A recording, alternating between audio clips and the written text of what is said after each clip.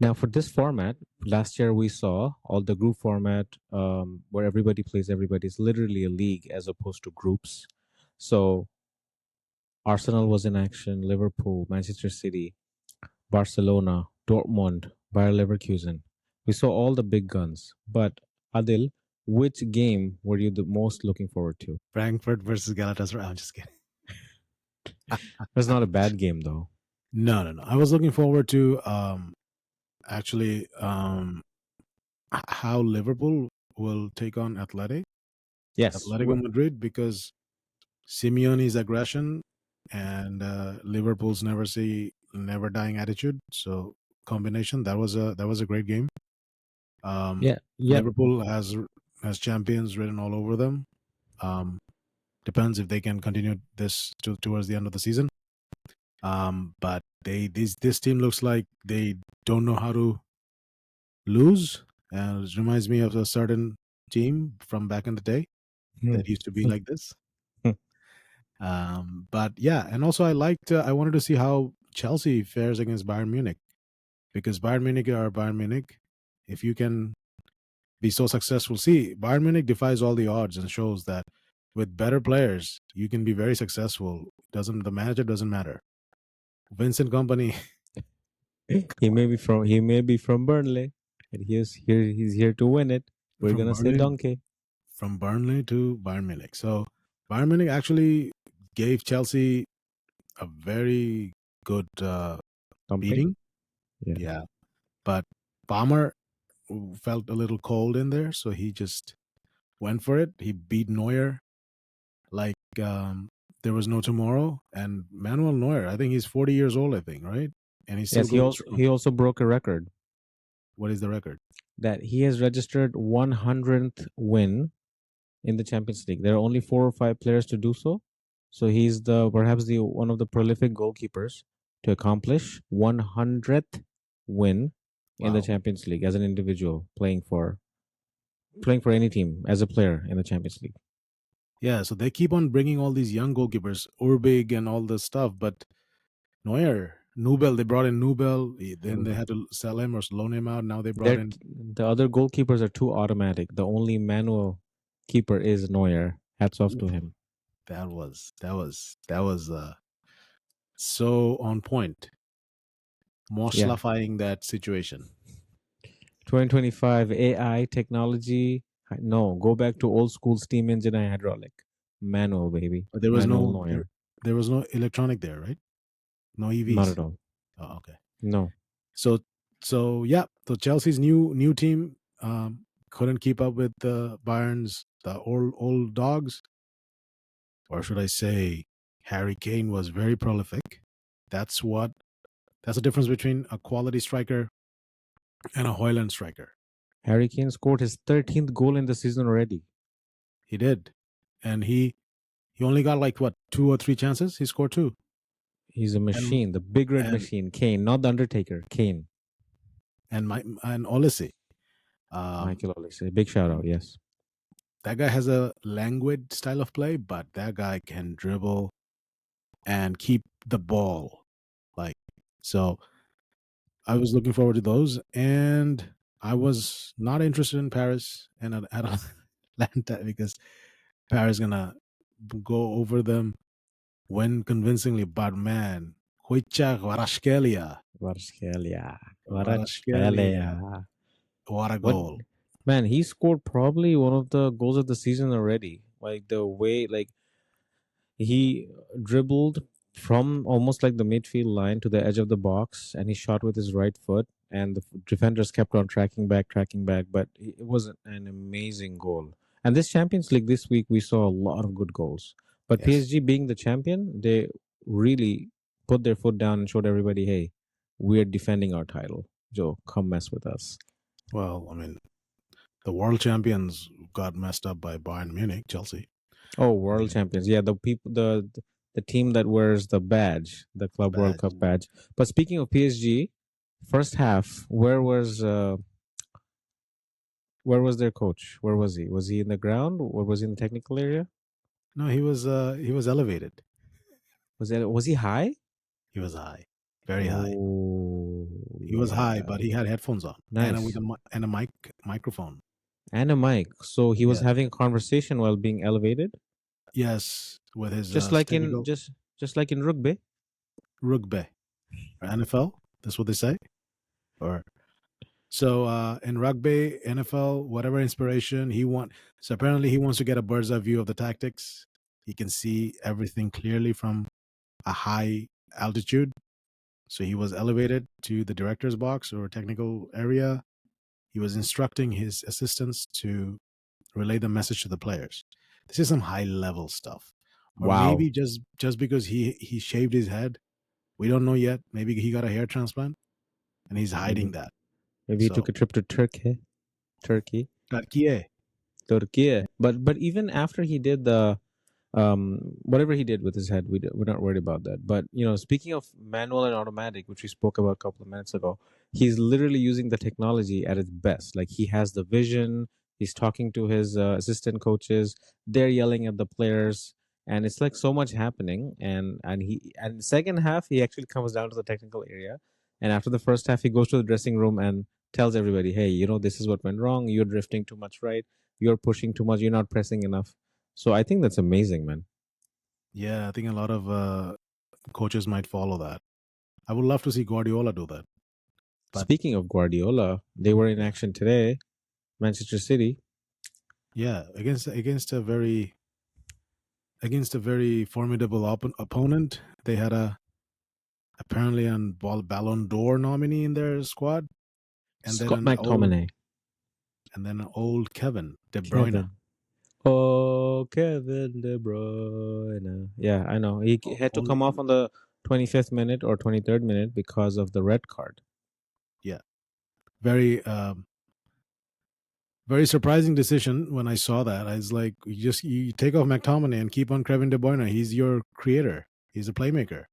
McTominay is good to a certain point, but again, we found out against a tough opponent like Manchester City. Mm-hmm. None of them, Hoyland, McTominay, Well, Rasmus Hoyland, McTominay, who was Di Lorenzo, who got sent off. Then they had Anguissa. None of them stepped up. They couldn't cope. So Manchester City taking this competition very seriously, and yes. Haaland scored a striker's goal. That's a goal that a lot of aspiring strikers should actually study. That pass from Foden and Ooh, that thought process of just heading it like that. Oof. And he beat his goalkeeper, who's like almost 6 feet 7 inches tall, Savage. Milinkovic Savic. He has another brother named Milinkovic Savic too. So this is the goalkeeper brother. This the other one used to be a midfielder. I think he plays for Saudi Arabia, the Saudi Arabian League, So Russia, the the Saudi Saudi League. Pro League, Saudi Saudi Pro Pro League. League. Yeah. But we have to mention that Haaland is almost similar to the form that he was in his first season at Manchester City. The Yes. monstrous form. We could say that his fitness is better. Guardiola also mentioned in a press conference that he Haaland has never been this fit. So which Yeah. is great. And Haaland also broke a record, the fastest to 50 goals in Champions League. And he also beat some legends. One of them is Ruud van Nistelrooy, who used to be up there. Rude. Yes, That rude guy. He shouldn't have taken that Leicester City managerial job. I know, right? Anyways, so now we should also mention Jeremy Doku's fantastic goal. So that was Oh, a great what goal. a goal. What a golazo. Oh my goodness. That dribble and that shimmy and the fakes, that was dangerous. Well, they should have just conceded the penalty. I would have taken him out, fouled him, Well, and Haaland would have concede the been licking penalty. his lips. All right, so we should also talk about licking lips. Arsenal We should fans, we should talk about licking lips or Arsenal? both, because Oh, Arsenal okay. fans are licking their lips because they're singing praises of Mosquera, who will replace Saliba, and they're like, "Wow, look at Mosquera, Gabriel, Timber, and Calafiore."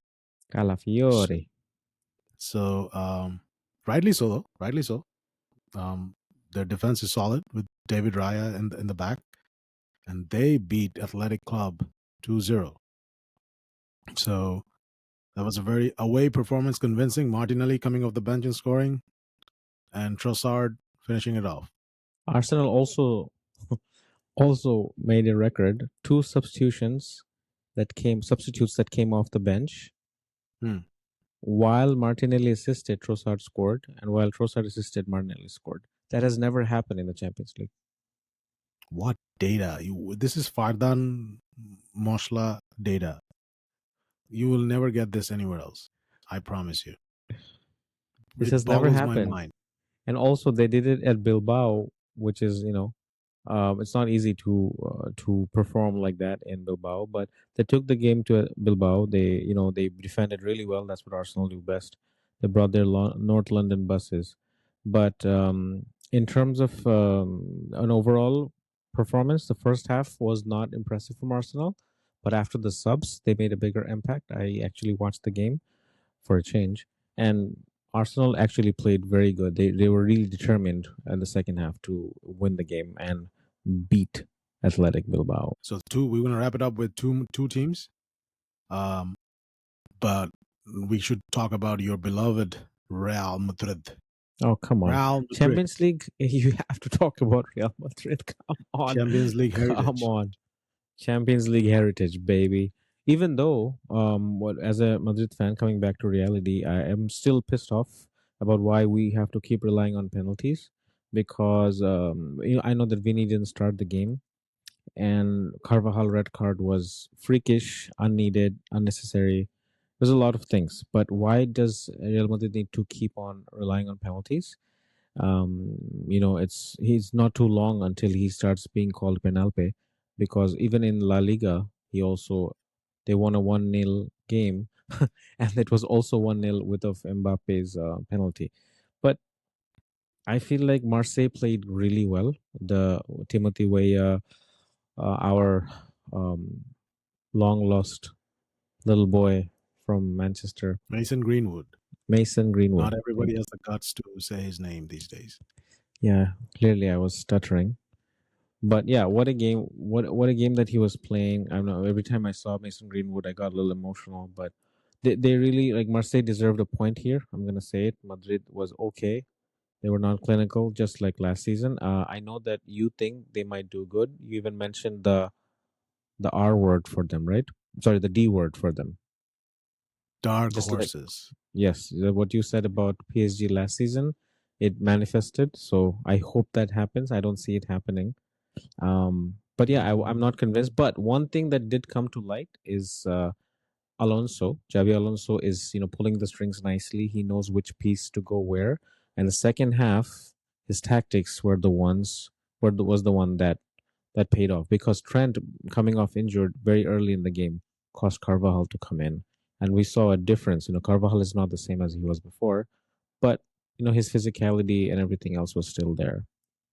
What are your thoughts on the Madrid game? I think Marseille could have done better with one of the chances that fell to Oba Mayang.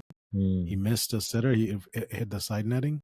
I think Mhm. if that goes in, then that's a different game. But I think Real Mhm. Madrid showed the resilience, and yeah, I know they scored from a penalty, but they kept on trying. It's not like 3-5-2 nonsense from Javi Alonso. It was more like a 4-3-3 Real Madrid style of play. It's not the style of play didn't change. And Dean Huijsen, wow, you guys signed someone from Bournemouth. That guy should be a mainstay in your central defense for a What a long time guy. to come. What a guy. Oh my goodness. Yeah. So that's the reason, because of that solid foundation as a center back and Courtois behind him, Real Madrid can go deep in the Champions League. It's funny to say that they are dark horses, considering Real Madrid are always there or thereabouts in the Champions League. But I think this is a transition phase to an extent, or a little bit of change for Real Madrid. So we'll see. It's going to be interesting.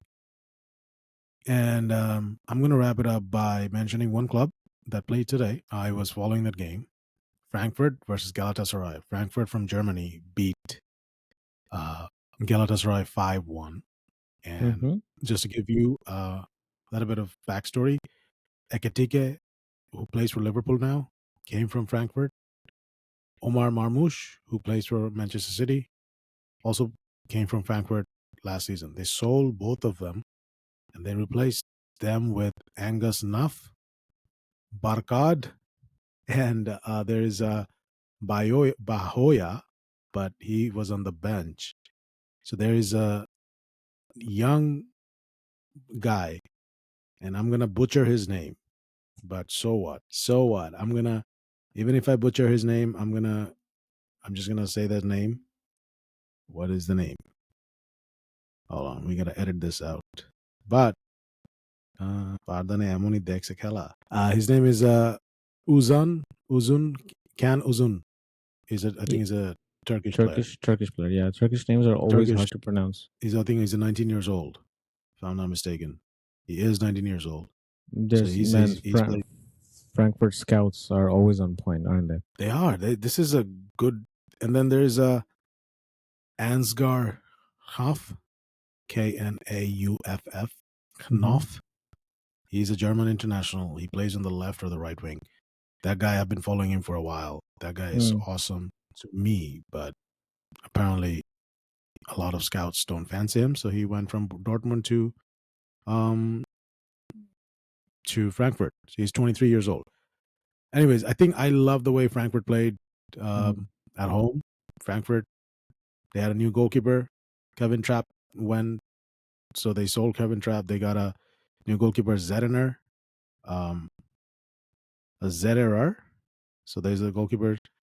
So yeah, and then they have this another guy called Nof. Ritsu Doan. He's a Japanese international, Mm-hmm. Ritsu Doan.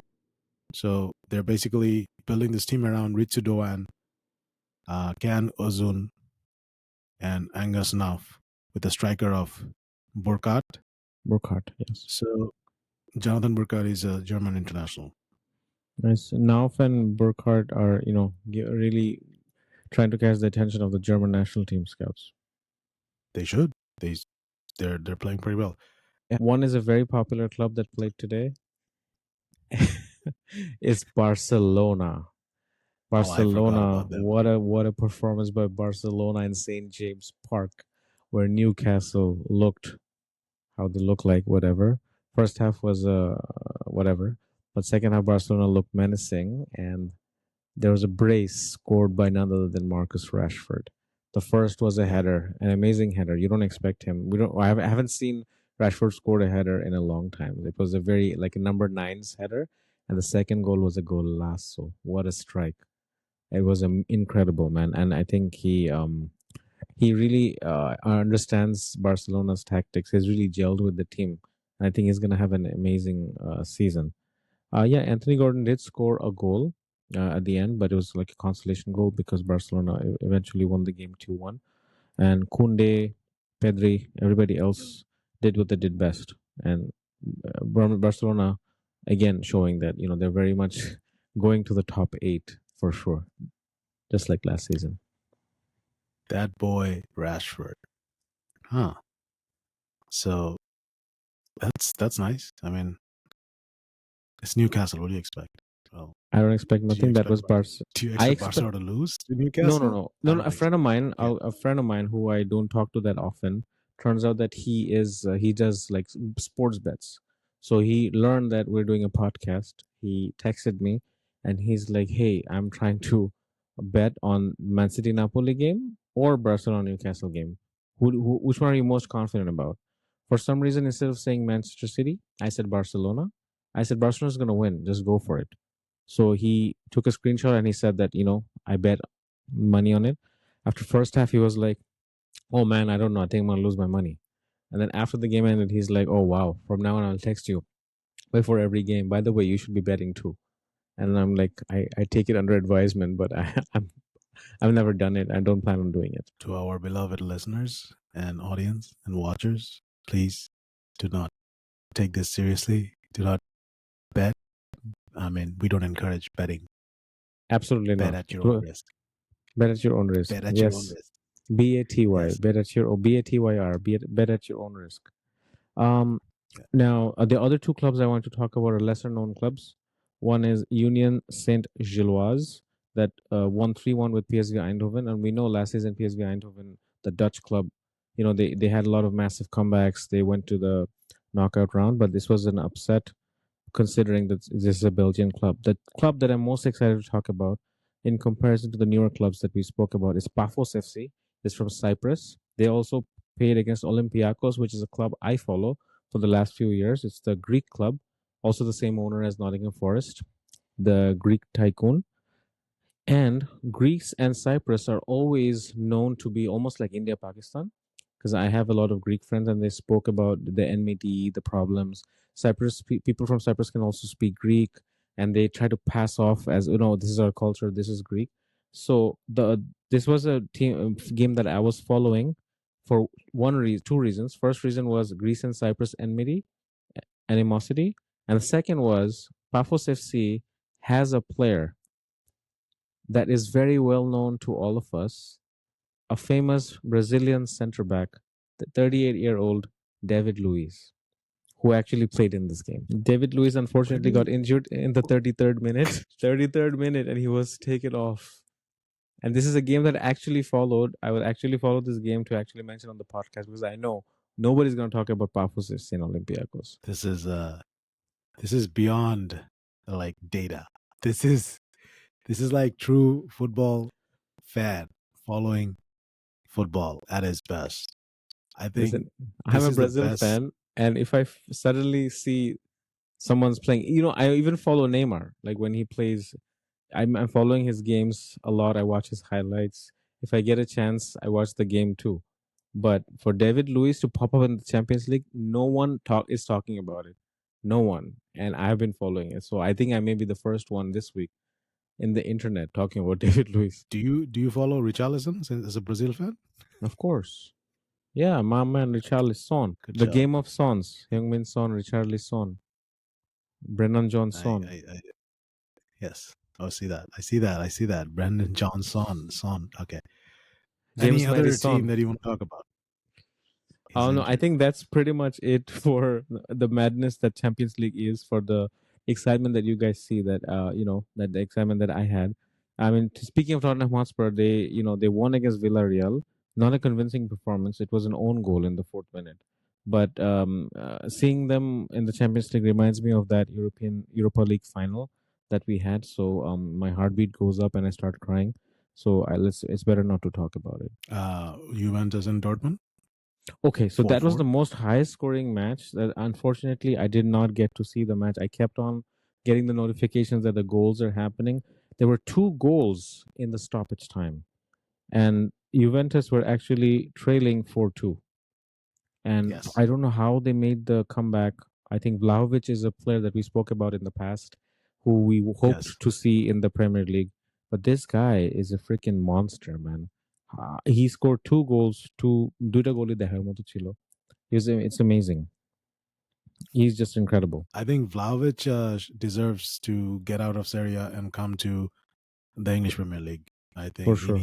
needs to be tested because he's scoring some important goals for Juventus in the Champions League phase, and he's been doing that for a while. But he's going under the Yeah, radar, and I don't know why exactly.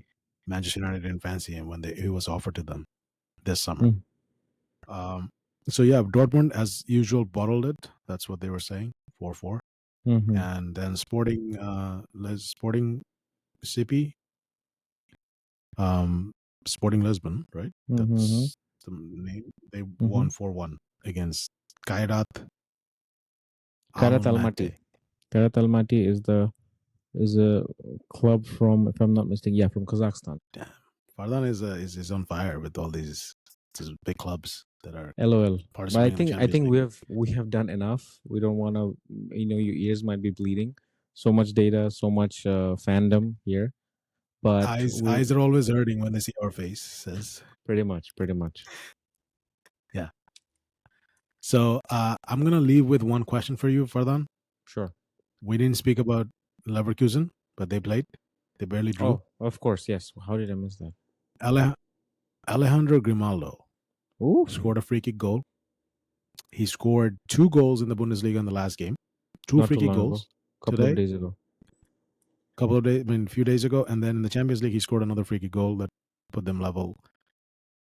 Do you think he is the best free kick taker currently. Calendar year, including this season and last season combined, we didn't see that many direct free kicks throughout Europe. But if you're talking about strictly Europe, he might be.